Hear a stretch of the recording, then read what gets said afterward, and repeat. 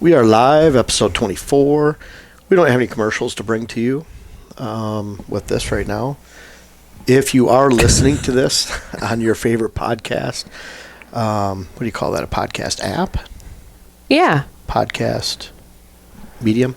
Regardless, if you're listening to us, you can watch us on YouTube. That also gives you appropriate B-roll when needed.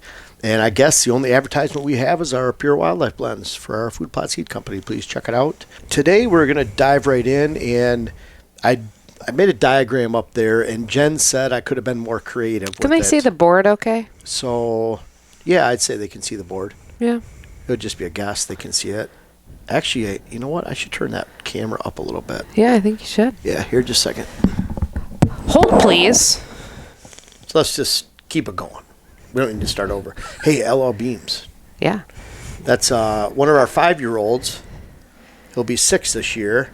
Jen found this LL Beams. Pretty cool. And I wish we had Barry's antlers with us. They're up in the pole building, but we found Barry sheds too, and one side's pretty amazing, but this is pretty heavy right here. We'll show it to you on the next one. So good job, Jen. Yeah, thank you. I'm still working on trying to find the other side, but he sure is neat. Really heavy.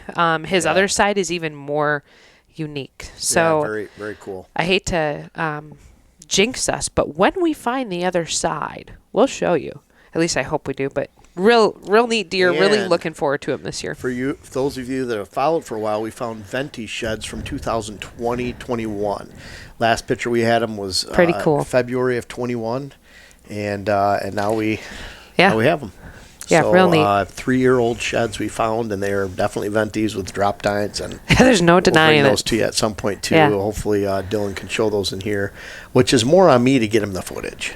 Yeah, so get to it, Sturge. But you had said that you thought I could be, I don't know if you were just saying that to mess with me, because you're always, trying to make me feel bad and hurt my feelings and stuff like that, or if you're just... Are you talking about your artwork, Picasso? Yes. Oh. The thing that I think... You said it should be more... I would have churched it up a little bit. Maybe made the G a little different. Would have slanted your T a little bit more. Other than that, looks nice. Oh, thanks. Yeah. Well, you'd said it. You thought I should have been more creative. Well, sometimes and that's you can how, be. just with the letters? Yes, just with the letters. Okay. Maybe different colors in the letters.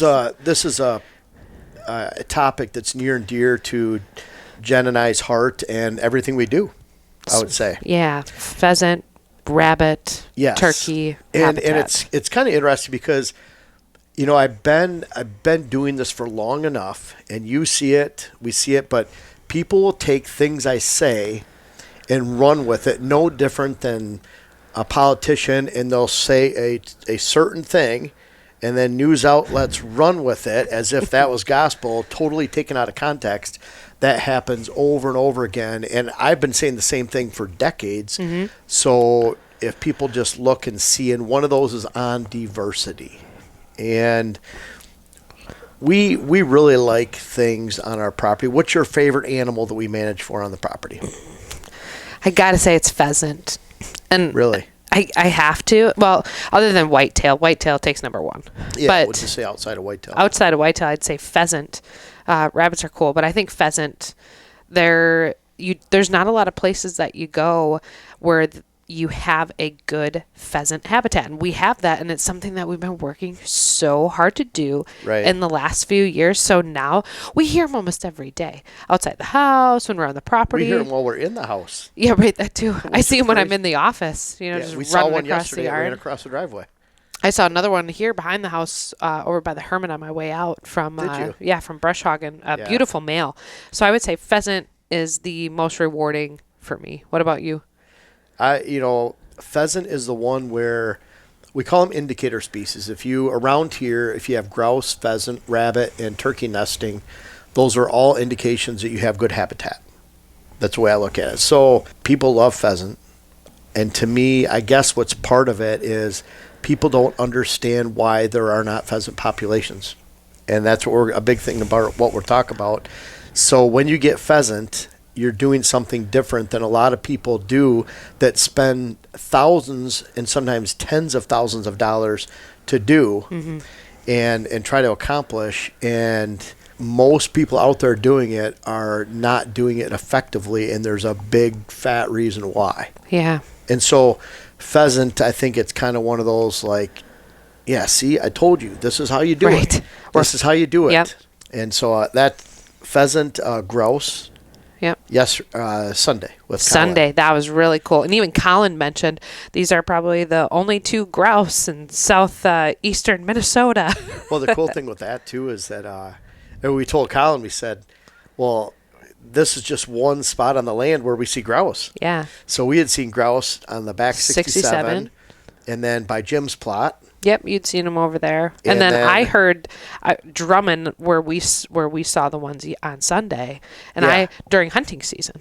Right. You know, remember, I think I counted that one night I was sitting in the stand. I heard it drum like 13 times, I think. Yeah, so like Yeah. 3 main locations on the property. Right. We see grouse, and so it's not just that we have a couple here and there. We never planted any grouse, so it's kind of cool. They're just here, Really and, neat. and it's because of all our cuttings. Rabbits are everywhere, so it's kind of like, yeah, I think rabbits are cool. I used to have beagles and run them, but rabbits are one of the easier ones to get. Yeah. Out of those. And then what about turkey poult? Oh. So we got to see poult last Yeah. year, like in person. Yeah, and really for the first time in a few years. Would you agree with that? Yeah, Ian, I would. and I if- hadn't seen poult before, and it was in and then large we saw groups. it multiple times in different locations, Right.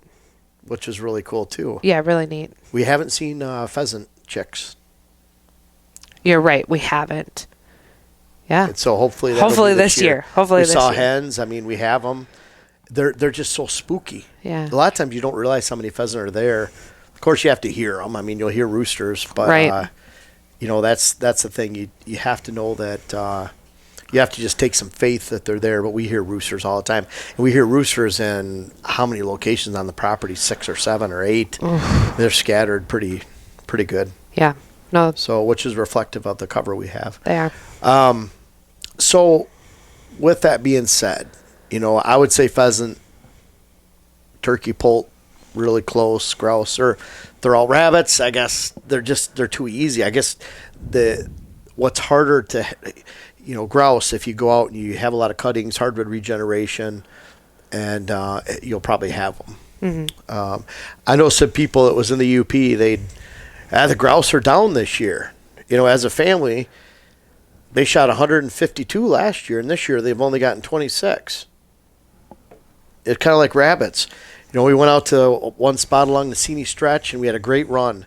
We actually shot 3 snowshoe hares, and we had about 7 dogs, 3 or 4 guys, and we shot 3.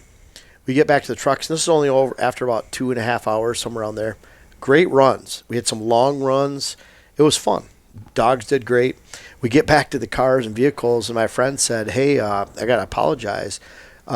We didn't have a really good hunt. Last time we were here, we shot 30-some. And then the time before that, and then we shot 15, and now we only shot 3. And he started to explain how these rabbits, they move from island to island in the cover, and then you just don't see them anymore. And I'm like, oh, no, they're all dead. That's part of the fluctuations. And, Sure. grouse are down this year. We shot 150-some last year. We only got 20-some this year. Well, it's because you shot so many stinking. So that's a difference, too. We're not shooting pheasant yet, shooting grouse yet on the land if we feel like we have a good population. Especially with the pheasant and rabbits. We talk about we can't wait for Jackson. Oh my gosh. Can you imagine him out there with he's always going to want to pellet be gun out there. and, Always. hunting for small game? Yeah, he's going to always want to be out there. So I grew up pellet gun, hunting rabbits. So that's kind of... Hopefully Jackson uses the same one. Yeah. Sheridan 20 caliber. Pretty cool. Jen got me one for Christmas a couple Christmases ago, and it was all the way from 1982. Yeah, I think so, actually. Yeah, which is when Pretty neat. Mine was either 81 or 82, and someone stole it in college, and so Jen knew that, and she knew how much I loved, using that pellet and learned how to shoot on it. That pellet gun, boxes and boxes, 500 rounds at a time shooting, and so she got me those too. Right. The boxes. So, should be good between you and Jackson. Hopefully you can capitalize on something. Yeah, and so I mentioned we do things a little bit differently. And I wrote up on the board here 2 illustrations, good and bad. And I think people confuse diversity a lot. What's diversity mean to you? Big picture wise, what's diversity mean to you, Jen? Different things in the same area. So what do you mean by that? All mixed together? No, Like in a pot? Or is it more... it's more structural.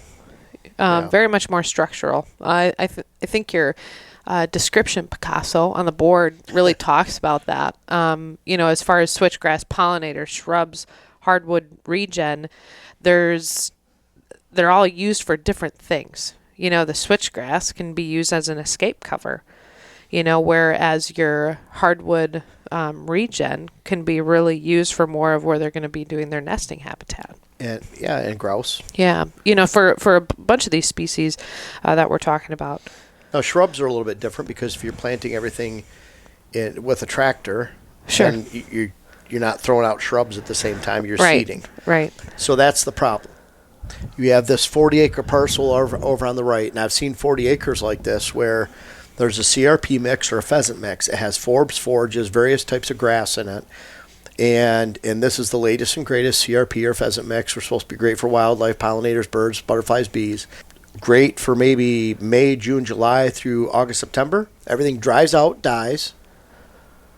And because that grass is not structurally sound enough to stand up during the winter, it falls over and there's no cover.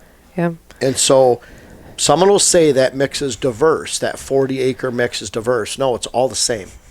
So it's a monoculture because it's all the same across the entire landscape. And this is a concept that we need to get through in this video that to me I thought was critical enough to do a video on this for our podcast because it's not only important for you to understand, but it's important for us and what we love to do. Mm-hmm. And all the stuff that we're doing on the property, especially for the management of whitetails. If we're managing for whitetails by creating edges, we're also doing good habitat management for turkeys, pheasant, grouse, rabbits.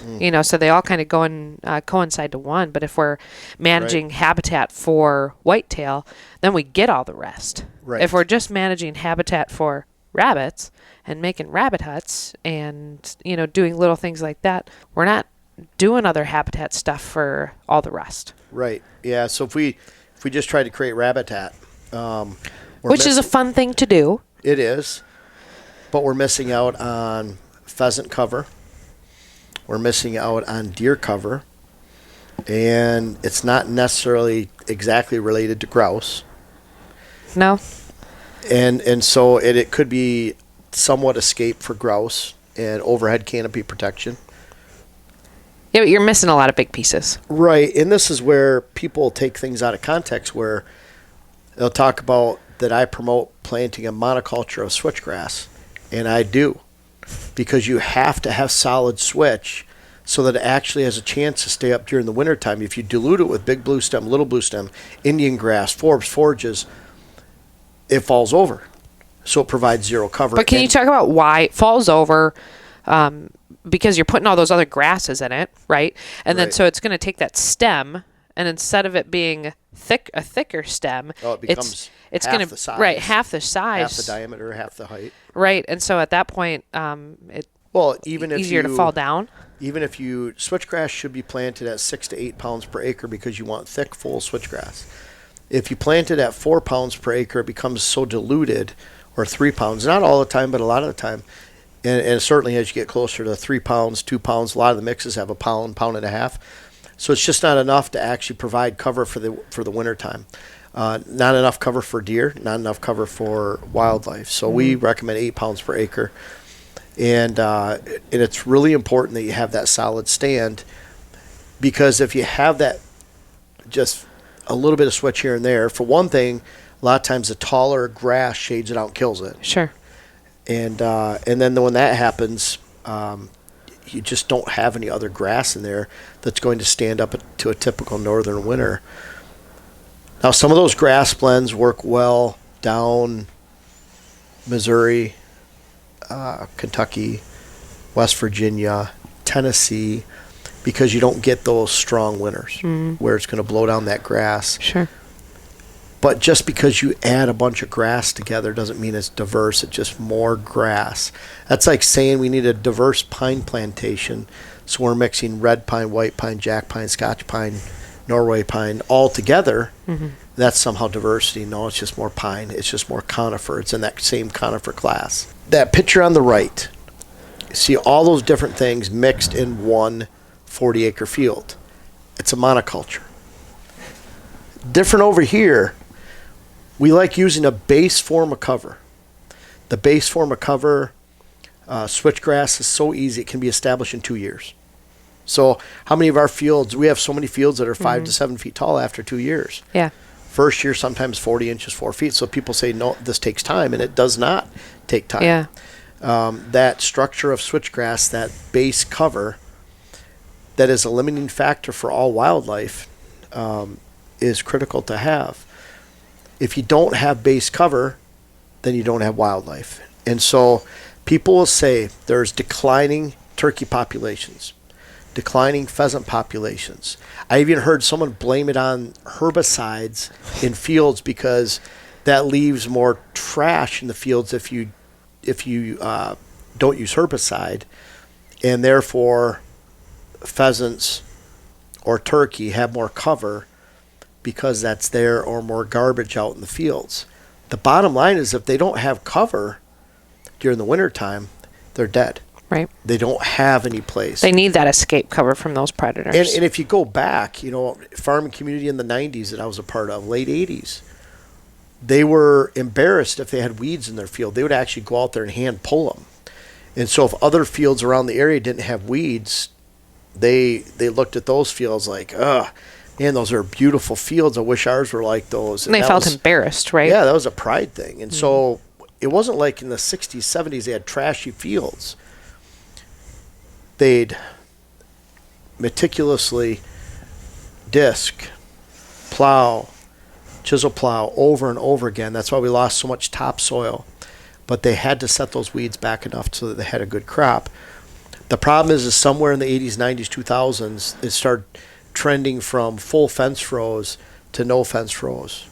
If there is briars and weeds and garbage on the outside of a woods, those were all taken right back to the hardwood timber. Sometimes the hardwoods were even taken out in favor of planting ag fields in their place. So we lost all the edge cover, all the fence rows, and therefore no cover, and that's why there's no pheasant populations. Or turkey. There's no turkey. Someone asked me the other day, they said, what can you plant for food plots that'll promote birds? Nothing. You have to have the cover first. That food that you plant for them, that could be a small sliver of a percentile. It's very small. But if you don't have the cover, you're not going to have any of this. And that's where, like, all the food plots we plant out here, that's not giving us our turkey population, grouse, rabbit, pheasant at all. It's purely that cover. And so the problem is, again, CRP mix on the right. There's no CRP mix out there that is going to give you good cover, especially in the north half of the country, northern 40% of the country, because if it lays down during the fall and winter, those critters have to go somewhere, and they just plain die. They don't have enough cover from above. Rabbits need cover from above. And so we're going to go through each one of these really quick. And I like to take a field and surround it and switch. Now on the inside, you could have switch pockets of 50%. Then you want shrub pockets. You could have early successional growth, which equals forbs. Forage is kind of like a pollinator blend. Pollinator blend is just more specific to that. Then on the edge of the woods, you have hardwood regeneration.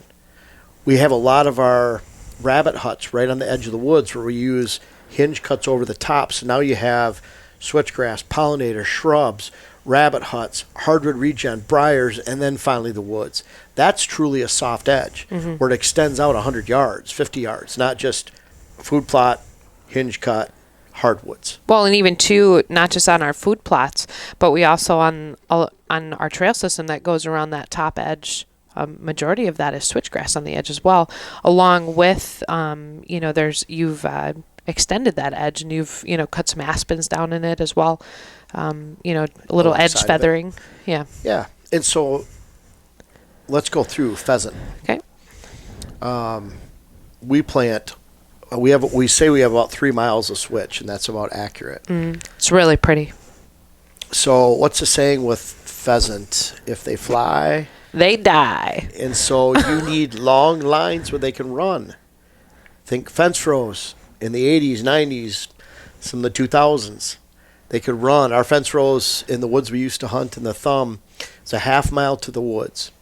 And there's a 120-acre ag field on the right, 160 ag field on the left. That fence row was 20 feet wide, and areas had apple trees, briars, vines, hardwood growth, trees. They'd get cut down here and there, but it was just a big tangled mess. We actually sat it in blinds. My dad shot his first deer sitting in a tangled vine at a quarter mile out. That's pretty cool. Yeah, it was really cool. Fence row's gone now. The 3 more rows on each side or whatever it equaled. Times a half mile, you're talking another acre, 2 acres. So you're talking another 400 bushel, 300 bushel of corn. To a farmer, which is quite a bit. Right. So that's where all these fence rows go. And so that's where those long lines that pheasants need to run and stay alive are gone. And that's a big difference. A huge difference. And so you have to have that, and that's what the switchgrass provides. Now the shrub cover. Where did we see the grouse the other day? In the dogwood. Yeah, in our standing great dogwood. It was pretty cool. And we see a lot of our pheasants run through there. And when they start running, they're not going to fly. No, they know they're safe. They can't be seen up from above. No, and they just disappear. They're fast. But yeah, those grouse that we saw were super cool in there. But yeah, they're safe in there. There's no predators from above aren't going to get them. And that's where deer, they're not hiding from planes and birds. No. But grouse are. Pheasant are. Turkey poult are. Rabbits are. Rabbits are. Yeah. So it's all critical. They have to have that vertical cover and that canopy cover. So you have the escape cover for switch.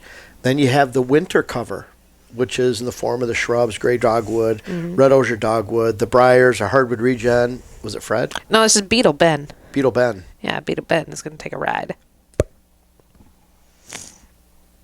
He hit something. He gone. But so you have that winter cover in the shrubs because unlike this winter our switchgrass stayed up all winter, very, very strong. Some of it's 7-8 feet tall.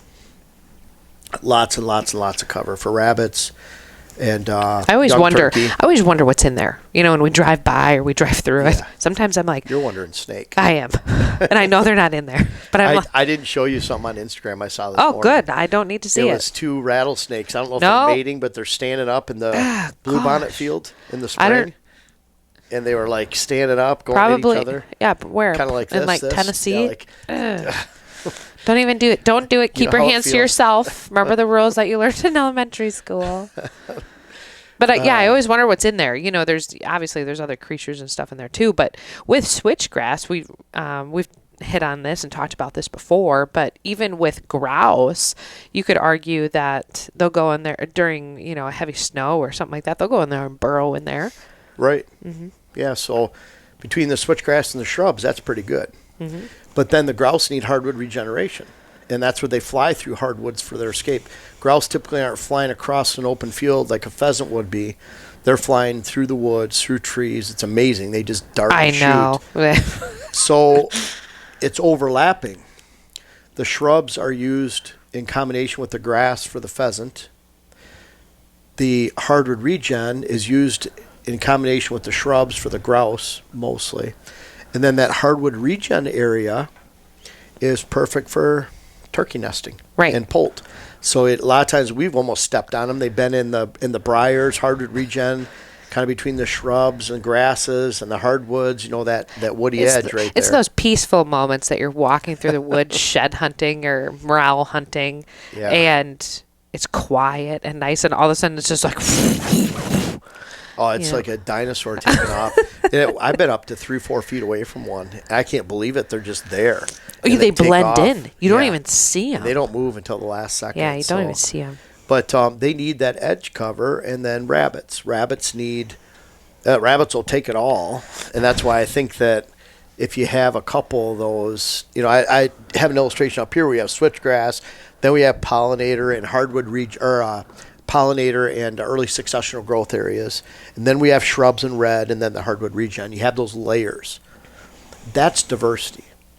Because if you don't have the strength of each one of those together, the length of the switch, the pockets of the shrubs, the pockets and lengths of the pollinator blend next to that cover, the hardwood regen edge, if you don't have each one of those in large format and separate from the other ones, then each one dilutes it. For example, hardwood regeneration shades out switchgrass, shrubs, and briars. And so each one of these switchgrass can outcompete the pollinator blends. It's taller, shades it out completely.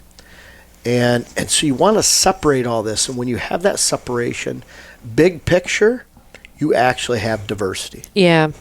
And when it's separated too, the girl side of me, and hopefully Dylan can show some of this, just below the house, we have switchgrass and pollinator and really nice edge, and it's all separated. Rabbit huts too. It's all separated. And in the summertime and in the fall, it's just beautiful. You know, and you can see those, those different layers, and it's really pretty. However, you know that what it's doing is working with all the habitat that we have just around the house. In its strength. Yes. So if you mix those switchgrass lines we have out here, for one, no screening.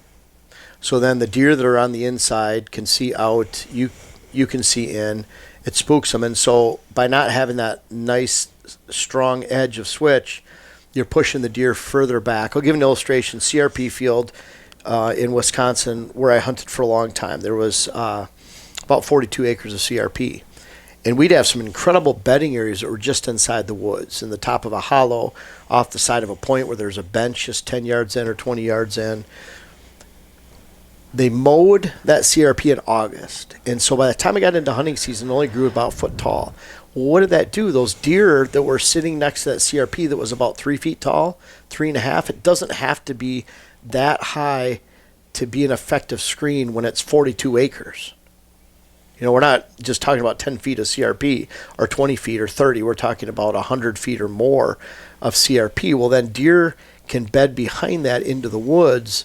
But then when it's mowed all down, what you're supposed to do, then the deer now go 100 yards into the woods, 150 yards of the woods. So when we have a 1.5 mile edge and you're taking 150 yards, you're not just losing 10 acres, 20 acres. You're losing dozens of acres or more to where you could have actually held deer and held wildlife.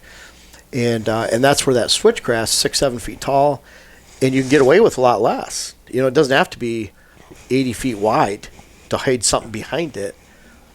And even then, if it gets all flattened, then middle of January, February, if the critters were relying on that cover, then they're gone. They're either out of the area or they're dead. Right. And when it comes to pheasant, grouse, rabbits, they don't just migrate somewhere else. They just stay there, get picked off by predators, and die. Yeah. And so that's where that switchgrass gives you that hard edge. It doesn't have to be that wide. We talk about if it's hiding deer from deer or critters from each other, you want more like 6 to 8 feet, like on the inside of a food plot. The outside of a food plot where people might walk by, if it's a high traffic people area, we might want 50 feet wide. Sure. If it's a general traffic area where you're walking 200 feet away and there's a switchgrass barrier, I might want it to be more like 15 feet wide, 20 feet wide, something. How wide do you think it is on the top of the 67 up there by the power lines? I would say that is, would you say it's 15 yards? Probably, including where we're going to plant the new stuff this year. Well, that's another 10. That's another 15. So we'll probably have about 80 to 90 feet of switch. And we'll have that on either side of our tunnel. Now, I was able to run by Barry last year. And he had no idea you were there. I got out of the redneck. He was in the corn. I ran down 200 yards through the tunnel of switch, got into a chair. And you were able to do that because that's a higher traffic area, and it's so open and I got up a there. Shot and missed. But, that was the end of that story. And Jen found the sheds right by where I missed. You're welcome. I scared him so bad. I put Jackson's cup next to him. I let you walk up to him first. Well, technically second. Actually, I drove up. It was nice to see him laying there. It was. Thank nice. you. Yeah, you're welcome. Thanks, man. Yeah. But anyways, that switchgrass there, because there's a big ag field, there's people out in that ag field, there's other hunters. We wanted that to be even wider. So we found out we own another acre into the ag field there, and we're going to take it and plant it and switch. We don't want deer there. We already have lots of shrubs in that area. Now on the inside of the food plot, it's about 12 feet all the way around. It's one spreader width. Yeah. All the way around. And then so on the hard edge where we have access, that's all switch. And then it's like a big V. It's a point. So that switch all the way around, or that food plot all the way around, will have 12 feet on the other two sides out to the point. And then on the sides of those, we're cutting the woods to feather those into the early successional growth of oaks, red cedar, briars, goldenrods, Great grasses. dogwood. And then you have that, the switch, and some of those areas are 100 feet wide or more, 150 feet wide, 50 yards wide or For more. sure. Yeah, sumac, gray dogwood. Yeah, there's lots so of much stuff. diversity in there. Yeah, so imagine having the hardwood regen edge where we're tipping the hardwood into the field, letting sunlight get into it from both sides, and then we're getting hardwood regen there, and then all that diversity, then switch, then food. Yeah, So and we already have a bunch of pheasant back there. I was gonna say everything we've been talking about, it's all there. Yeah, we're seeing multiple roosters a lot of times at a time. Yeah, super cool. When Dylan and I were turkey hunting back there last year, you don't want to see deer when you turkey hunt, but it's fine when you do. And we had this tom coming up this trail we were sitting on, and then we have this doe and fawn coming down, and they're making eye contact with each other. And I need that turkey to come up, and that turkey got spooked by that deer. So it was like you don't want to see deer, and then all of a sudden you're seeing deer, and here we are, and Yeah. whatever. It's fine. Yeah, We had a nice hunt, though. That's all that matters. we just run into tons of wildlife. We do, and that's the whole point of this episode. And the whole point, we go, like I said, I've been to 1,600 clients, get pushing around there. And this is my 20th season going to clients around 26 states around the country, you know that. But I've seen many CRP fields and many pheasant fields that were specifically planted, native grasslands, to have pheasant. Pheasants planted, they all die, and the cover's not working. And we're out there, and we have to answer why. Why is this not working? It's not something we prescribed. But we have to answer and figure out why it's not working. Well, when you've figured out dozens of times over years on multiple properties, you see the same things happening over and over again. And that's why when people online, they'll say, oh, you got to do it this way, and it differs from what I say, they don't have a lot of experience. They haven't been to over 1,000 parcels or 1,500 parcels. They don't have the luxury of having Dylan, Joe, Kevin, and Wes go to properties times another 200, 250 a year. And we'll go to over 300 this year. We get lots of feedback. We're learning on every one. I challenge you to find one group in the entire country that goes to more properties than we do. So when I talk about experience, that really matters when you go look at these properties. And when it comes to CRP and Indian grass and native grass fields, and I'm standing 12, 15 years ago in a big blue stem field in Minnesota, and it's dead of winter, and it's flat, and they're telling me, yeah, this is the big blue stem field, and it's native grass field, and you can't even see any grass because it's just all snow. Like, well, where are the pheasant? We don't have any. Like they told us this would be good for wildlife. Well, it's good for some summer perching birds and butterflies and bees if there's some pollinator in there. Some mice, and I'm on another property in Minnesota. This is going back about 5 years, and it's a whole 20-acre bottom that's in CRP. Not even a mouse. And they're wondering, we were told this is good for wildlife, and it's a big dead area on our field or our property, and we have to answer to that. And you see the same consistency over and over and over again. Yeah. To the point where it's pretty easy if you don't have standing cover during the fall, if you don't in winter, and if you don't have those strengths of each area by itself. Yeah, that switchgrass field is a monoculture. That pollinator area is a monoculture. That shrub area is a monoculture. And that hardwood regen layer is a monoculture, even if there's different hardwoods, different shrubs, different pollinators, and even if there's different switchgrass varieties in there. It's all a monoculture by itself. But when you combine it with those other pieces, now it's actually true big picture diversity. When it's all planted in one field and it comes out of a planter behind a tractor, That's not diversity. That's a big, giant monoculture where cover dies and it's done. And you have to look at it too. In the summertime is not our limiting cover. Now, it could be in pheasant country where you have open ag fields with no fence rows and there's no actual cover from above. Those hawks don't care if it's wintertime or if it's summertime. If they can see those little critters, they're going to go down and pick them off. Owls, hawks, eagles, whatever it might be, birds of prey. So we kind of take offense to some of this stuff. It's just people you look very narrow-minded. Say that this is diversity because it comes out of this machine. It was this blend. This is CRP, this pheasant mix. It was sold to me. It's the latest and greatest. She paid a lot of money. I've had clients, one of my favorite clients in Michigan that I've been to several times. He planted specifically, and I don't remember if it was 15 acres or 20 acres. It was at least 10. But it was a lot of acres, $600 an acre to plant, and 10 years later there's 0 pheasant, 0 rabbits in it, and he's wondering why. It's because there's no solid switch in that grass. It's all diluted. There's no cover. That's what we see it over and over again.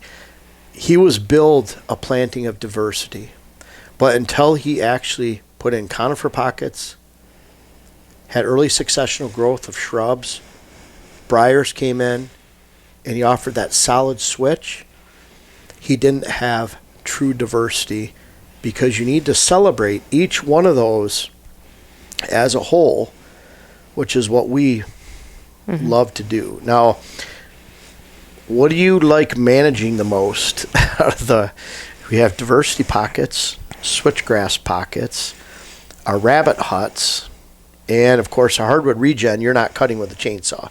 No. Jen doesn't like me using a chainsaw, so no, if she can worried. limit me, I'm limiting her. She's not using one at all. I don't know. She can use one on the trails. We've been thought about getting a smaller saw for it. I think one of the most rewarding is two. Planting switchgrass, most rewarding, and then 2, that hardwood regen. There's a few places on the property where you cut last year that we've walked. I don't want to say it's spring yet, but I'm going to say it's spring this year for shed hunting, and it's been really neat to see that hardwood regen. Like that aspen. Oh my gosh, they're they're everywhere. Shoots. Or where Colin and I walked the other day, on the edge below a bunch of those food plots. It's just incredible how thick it was in there. So you're doing all the right things for the whitetail habitat. When you're doing that stuff, everything else is going to come into play for all of these, other species that we're talking about. But right. 2, we're doing everything that we can to create better land management for those species. And just in the last couple of weeks, we've seen a fox that we haven't seen in a very long time, and we had a fisher on the property. And those are all really neat. That's fine. Those are all really neat animals to see. So what that tells us is that we're doing a lot of things correctly. And yeah, even if a fisher or a fox is a predator, that's okay. We're going to have a lot of turkeys. We're going to have pheasant. We have food for these predators to eat. So if we have good pheasant, we have lots of chipmunks, squirrels, right, rabbits, grouse, pheasant, turkeys, turkey poult. We're going to have predators. And it's not that we're trying to create food for predators. No. We'd rather we've had 4 coyotes killed on the land this year, and we're going to work on the raccoons here pretty soon. But bottom line is, more predators. They're here because we're doing a good job. And so if you guys are creating lots of wildlife and you're creating a great property, you're going to have lots of predators, and that kind of brings up the final point of all of this. You know what's interesting? If you put whitetails on a bullseye in the middle, that's going to encompass the better job you do with whitetails. Whitetails are creatures of edge and diversity, true edge and diversity. This field, you know what the edge is? The mile border around that 40-acre chunk. That's the only edge. Whatever habitat that's meeting on the outside, that's edge. That's it. Terrible wildlife property, terrible whitetail property. Edge is this. The entire edge of that switchgrass, the entire edge of that early successional growth, pollinator pocket area, shrubs, hardwood regen. Those are all true edges. You can't plant those all in one and have it be edge, that's just a monoculture. I hope that makes sense. And that brings us back to, again, whitetails. That's all encompassing. So if you do a great job with whitetails, that's all we talk about. Dylan and I talk about, and Dylan might have been the one that brought up that name indicator, but pheasant, grouse, rabbit, turkey poult, turkey nesting, that's those are the limiting factors. You know, that's cover, those are the indicator species. If you have those, then you're going to have a great whitetail parcel. And we talked about pheasant, we talked about rabbits, we talked about turkey. One thing everyone thinks, well, turkey roosting trees, strutting areas. That's not what actually builds a turkey population. They have to have nesting area and escape cover for poult. Right. It's not what keeps them alive. Last year we saw those poults, they just dive into the switchgrass. Yeah, they disappear. And all of a sudden they're out the other end. Yeah. They find a way to tunnel through there, and they get away from predators that way. They got away from us that way. Yeah, but it was really neat to see them. Yeah. Makes us know that we're doing the things right. So don't fall into the trap that planting everything in one spot together, and I'll use the CRP mixes, pheasant mixes as a prime example of that you're somehow planting diversity because you have 4 grasses in there and 8 forbs and forages. That's not diversity if it's all mixed and that's just what your field is. Terrible. You want solid blocks of the things that are forbs and forages separate. Grass, separate. Cover is grass. If the grass is falling down during the winter, find a better grass. And that's where we plant switchgrass, because anywhere you plant it, it's going to stand up even to the worst winters. But that shouldn't be your only habitat. You should have the shrubs, early successional growth, hardy regeneration. We add the rabbit huts. Every time we make a rabbit hut, it's probably 30, 40 feet wide, 20 feet deep. Yeah. And we have all the regen. It's great escape cover for grouse, edge habitat, escape cover, and nesting habitat for turkey, escape cover for pheasant. And it's establishing a really good regen wall where deer can bed on the back side of it, and it brings them closer to the edge and maximizes your acres on the inside of the woods. So, which brings you full circle back to whitetail. Right. Depth of cover. Yeah, and I apologize about, for that, guys, because a lot of times I talk about whitetails. We're thinking everything. Pheasant, grouse, rabbits, turkey poult. But again, it's kind of like a lot of the strategies we do are directly whitetail related that, oh, by the way, increase incredible wildlife populations. You know why there's a diminishing supply of turkeys across the country? It's not because of herbicide. It's not because there's chemicals in the ground. It's because there's a loss of cover. There's a loss of actually people doing it right to create that upland setting with the hardwood regen edge going into hardwoods that turkey need for nesting and escape cover for poult. Pheasant, same thing. Pheasant populations have gone down because of the lack of cover. When you provide the cover, and I just say that because when you provide the cover, they're there. That client in Michigan, he sat down, he had 7 roosters he could hear the one evening. And so he could hear all this on his property, where for 10 years he didn't have anything because he didn't have the cover. And so add the cover, and from what I'm seeing over and over again, they come. Maybe compared to years past, instead of 10, 15 pheasant living in a patch, maybe before you had 30. I really don't know. But the bottom line is you can get them back, and you can have them on your property if you have those long lines of movement with switch. And the rabbits, like I said, are the easy one. Grouse, if you have hardwood regen. My friend was out on Sunday. Why don't you cut this aspen down? I'm like, well, we're saving that block for 7-8 years from now, so that we can have this block cut now, this block cut then, this block cut 15 years from now, and you always have that regen and growth for a grouse, which, oh, by the way, deer love for cover, and browse. So there's always a plan. There's always a plan. Can you add anything? No, I can't. Mine is blank. No, I mean, other than the Jen's got jokes. Well, we'll do that really quick. And I want to say one thing. This is episode 24. And as far as video, there's only been about 5 or 6. Episode 24, a week from Saturday, Jen goes in to have Lily, our daughter. She'll be induced on March 30th. So we are really pumped, and that's coming down to the wire. So it sure is. If you guys are on episode 25 now, that means 2 days from now, if you happen to catch 25, is when Lily's coming. And so it's right down to the thick of things. You're doing a great job, babe. She was out. She found berry sheds on Sunday. Yesterday, I was spraying and you were brush hogging. And we're like going all the way back where it takes 15 minutes to drive back there. She was on the tractor bouncing around, getting Braxton Hicks. Her belly's getting tight because she's so close. Just doing my best. Yeah, just to pass the time. But and I'm not saying I force her to do all this. She loves doing it. And so she works with the seed company and overseeing Wes. Wes is our seed manager. You know, we have lots of little pieces that help keep the whole machine running. But Jen's an integral part, and she doesn't slow down. And I imagine you'll slow down after Lily, but we were just talking about on the side-by-side. Jackson was on the side-by-side within 2 days? I think so. 2 days after we got back from the hospital.